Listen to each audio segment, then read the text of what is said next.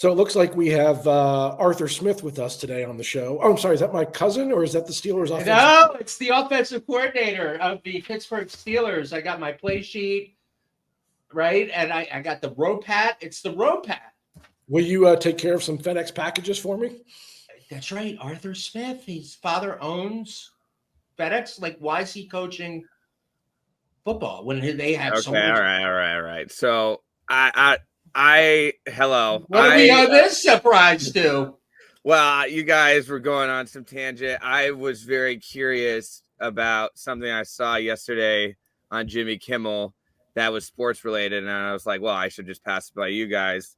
That the highest. What's on your mind? What's on your mind, Jesse? Yeah, like the highest paid baseball player just happened with the Mets, and I don't know anything about any of that. So what do you guys think? Well, let me answer your question for you. Let me take off my football hat and put my baseball hat on now. Oh, getting serious. Okay. Say goodbye, Arthur Smith. Goodbye, Arthur Smith. Goodbye. You made me shift gears, and I'm ADD, so I'm shifting gears, but that's okay. We'll get back to what we were talking about before. Now, you're talking about Juan Soto and the contract that he just signed. Insane. It is an insane contract. 15 years, $765 million. Think about how crazy that is. Think about how crazy that is from what we were talking before. You were telling me about the statistics of going back to when we were young bucks. What were the numbers like from then to now? Because it's got to be just staggering. Can you talk about that? Yeah, mid-90s, the highest paid, was Barry Bonds at around $8 million a year was the highest paid. So you've now in, a 30-year period, salaries have gone up 7x. I don't think revenue has gone up 7x.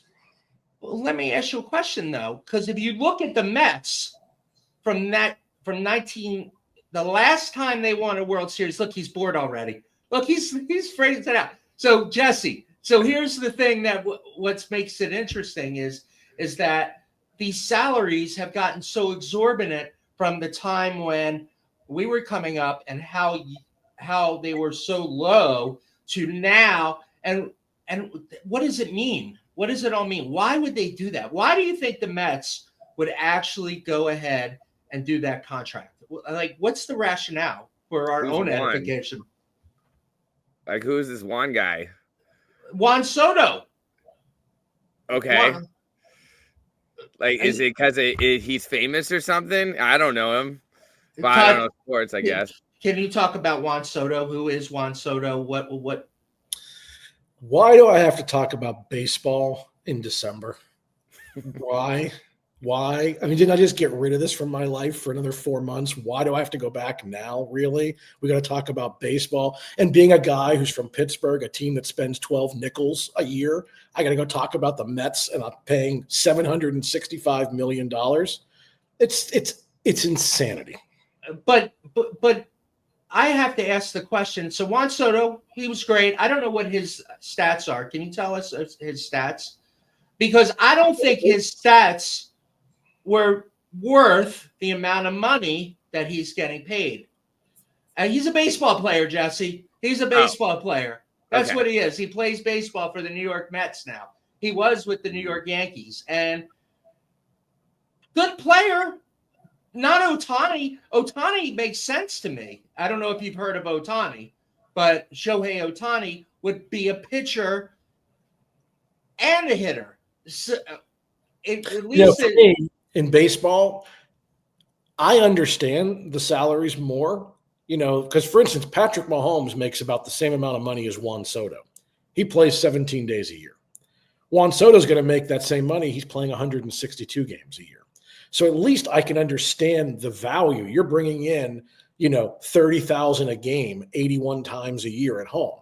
Patrick Mahomes is bringing in a crowd that if he wasn't there, the same crowd shows up, whether he's there or not.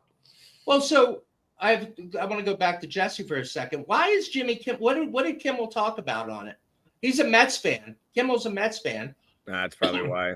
And a Dodger fan. But Yeah, he just said he was the most What's he cornering expensive. the market? What's that? What's he cornering the market? He's cornering the market. Clarence Beeks. I will tell you, I think it was crazy. Ohtani, I thought made sense. Okay. But I know that it made sense because the Dodgers are going to fill the place no matter what, right? At Dodger Stadium, no matter what. But they had other intrinsic business opportunities in LA that they're trying to lure international businesses, and it's something Magic Johnson is a part of, bringing businesses to LA. So that makes sense to me on some level, as an entertainment and a star power. But Juan Soto, the Mets have been down this road before a lot. And what has it won them? It doesn't want anything. Yeah, they're still paying Bobby Bonilla. They went down this road 30 years ago. Right, they've been doing it forever, and it hasn't translated. Is there really a difference between the Mets, the Pirates, and the Orioles, and other teams, the Mariners? They've never gotten there. They don't get there. So why do they pay this guy at the would you rather have a winning team, or would you rather have a star? Hey, the Mets are paying Juan Soto for the same reason that your dog licks its balls, because they can. Okay. Now I get it. That makes sense. Because they have an owner who's the wealthiest owner in baseball. So they can pay it, because for him, it's about winning. It's about competition. Steve Cohen comes from a trading, hedge fund, competitive background as his world. So he's going to spend whatever it takes to win because he can, because he has the money. That's why.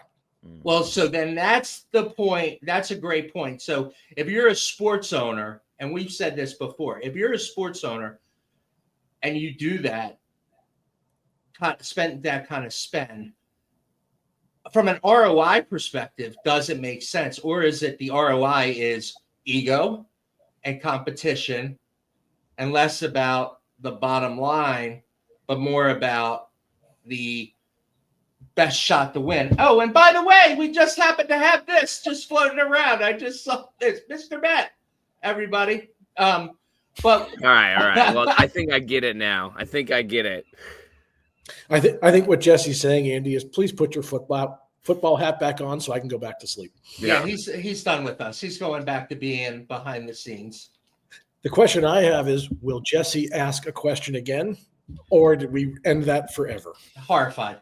He's horrified. It's like, I want to know, but I don't really want. I just want a quick answer. I don't want an Andy and Todd go off on a tangent answer.